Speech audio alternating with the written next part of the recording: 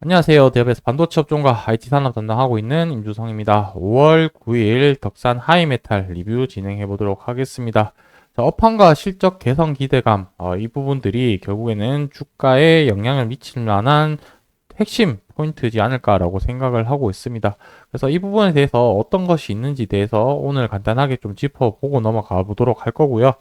그리고 이제 5월 15일까지 해서 이제 24년도 1분기 실적이 발표가 돼야 되거든요. 그래서 이 실적과 관련해서도 어떻게 나오면 주가가 긍정적으로 혹은 부정적으로 나올지 대해서 한번 말씀드려 보도록 할 거고, 추가적으로 더 중요한 것들을 확인해야 되는 부분들은 자회사들의 실적도 좀 중요하다라고 좀 봐야 될 것 같습니다. 그러다 보니까 연결 재무제표로 봤었을 때 자회사들의 실적들도 같이 합산되어서 이제 반영이 되기 때문에 자회사들 떤 것들이 있는지 간단하게 좀 이 부분에 대해서 체크만 하고 넘어가 보도록 할 거고, 마지막으로는 차트 가격을 보면서 영상에서 상승했을 때, 하락했을 때 어떤 시나리오로 흘러갈지 대해서 말씀드려 보도록 하겠습니다.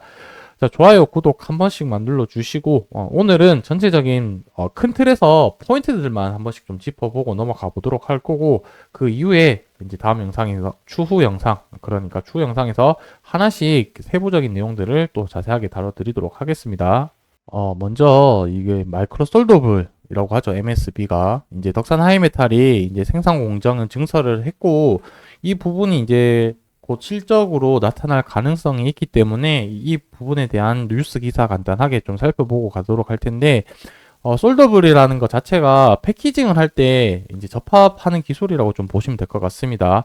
이 반도체가 지금 미세화 공정이 되어 가고 있고, 그리고 이제 패키징 기술 중심으로 성능을 업그레이드를 하고 있다 보니까 이 마이크로 솔더블 같은 경우가 중요도가 좀 더 올라가고 있고, 거기에 발맞춰서 지금 이제 증설을 했기 때문에 수요나 이런 부분들이 업황이나 개선이 되고 가동률이 올라가게 되면은 매출이 늘어날 수밖에 없게 되겠죠. 그래서 22년도 7월 달에 이제 공시를 발표를 한 내용이라고 보시면 될 것 같고, 이 부분이 올해 3월 달에 이제 완공이 되었거든요. 이 3월 달에 완공이 되었고, 이게 원래 이제 어, 이제 14억 K 정도, 캐파가 되었는데, 이 부분이 거의 한 32억 K 정도, 그러니까 한 2배 이상의 생산 규모가 늘어났다라고 보시면 될 것 같습니다.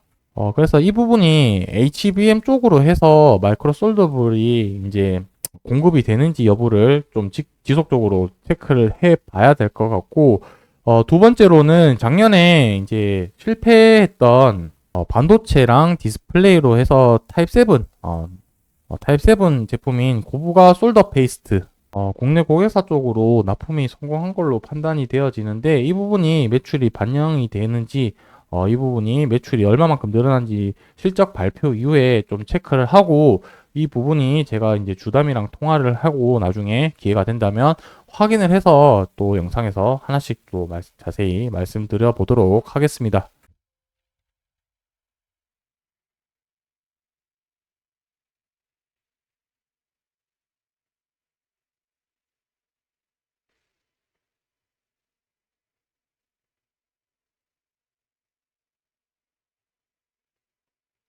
그리고 자회사 실적도 중요하다라고 했었는데, 자회사 관련해서는 기업들이 몇 가지가 있죠. 덕산 네코어스라고 해서 이제 방위랑 우주항공 쪽 사업을 하고 있는 기업, 그리고 에테르시티라고 해서 이제 특수가스랑 수소, 고압 용기를 제조하고 있는 기업, 그다음 덕산 SG 플라스틱 필름을 제조하고 있는 기업이긴 한데, 이 기업들의 매출이 어떻게 변화했고 덕산 하이메탈까지 해서 실적이 이제 변한 부분을 좀 총 정리를 해가지고 5월 15일 이후에 이제 모두 실적이 발표 나고 된다면은 정리를 해서 영상으로 또 말씀드려 보도록 하겠습니다.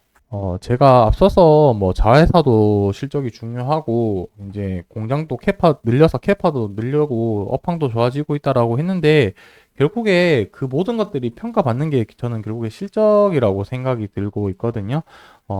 왜냐면 23년도 실적이 이제 상승세 이후에 좀 꺾였고 적자 영업이익의 적자 폭이 커졌기 때문에 24년도에 이런 예상 컨시언스만큼 나오는 게 좀 중요하다라고 생각이 드는데 일단 전반적인 분위기 자체는 좋지 않을까라고 생각을 하고 있습니다. 그래서 저는 23년도 1분기 실적이 매출액도 중요하지만 이 영업이익이 흑자 전환을 하느냐 못하느냐가 좀 핵심 포인트가 되지 않을까라고 생각이 들거든요. 그래서 이 실적이 어떻게 나오는지 여부에 따라서 주가 방향성도 결정되지 않을까라고 생각을 합니다. 그러다 보니까 보시게 되면 연결이랑 재무제표 별도로 봤을 때가 지금 이제 영업이익이 더 크다는 거는 지금 그 덕산 하이메탈 이제 매출 자체가 적자가 폭이 좀 크다는 얘기가 되겠죠. 그래서 별도로 봤을 때 1차적으로는 흑자 전환을 할 필요가 있다. 그리고 연결도 봤을 때 전반적인 회사의 매출액이나 이런 부분도 전반적으로 같이 좀 보면 좋을 것 같다라고 정리를 하고 넘어가도록 하겠습니다.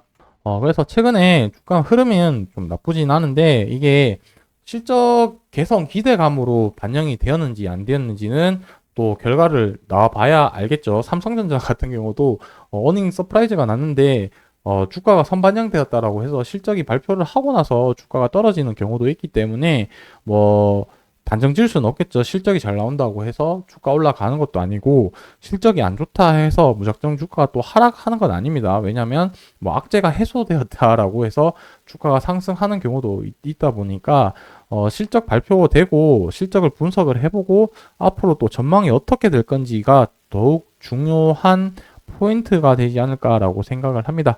그래서 단기적으로 봤을 때는 지금 주가 흐름이 나쁘지 않는 이유를 또 말씀을 드려보자면은 지금 최근 구간에서 쌍바닥 구간을 만들었고 이 저점보다 더 높은 저점을 이제 형성을 했다는 점 그리고 상승을 하면서 거래량이 들어왔다는 점을 봤을 때는 지금 이 구간이 저는 바닥일 확률이 매우 높다라고 생각을 하고 있습니다. 그래서 지금 가격 조정이 나오고 있는데 이 가격 조정 나오는 폭이 노란색 선이 21선이고 초록색 선이 241선인데 이 아래쪽 왔을 때가 오히려 또 좋은 기회가 되지 않을까라고 생각이 들고 단기적으로는 이 지금 고점 만든 부근 그리고 전고점 이 부근들이 저항을 맞을 수 있는 강한 저항 라인이라고 생각을 하고 있습니다. 그래서 상승했을 때는 이 저항 라인들을 돌파를 하는지를 체크를 하는 것이 좀 중요할 것 같고 반대로 하락을 한다면 이 20일 이동 평균선이나 241선 이제 가격 라인을 좀 지켜주는 게 좀 중요할 것 같은데 뭐 실제로 주가가 어떻게 움직일지는 좀 봐야 되겠지만 지금 이 장대 양봉과 그 다음날 갭이 지금 이격도가 있기 때문에 이 갭을 메꾸려고 한번 가지 않을까라는 생각이 드는데 주가가 어떻게 움직일지는 한번 또 지켜보도록 하겠습니다. 그래서 전반적인 오늘 큰 틀에서 포인트들만 몇 개 짚어봤는데 다음 영상에서는 오늘 말씀드린 거에 포인트들을 하나씩 좀 더 자세하게 살펴볼 테니까 좋아요, 구독 눌러주시고 계속 시청해주시면 감사하겠습니다. 그리고 추가적으로 주가 흐름에 대해서도 계속 리뷰를 해드리도록 하겠습니다. 오늘 영상 여기서 마무리하도록 하겠습니다.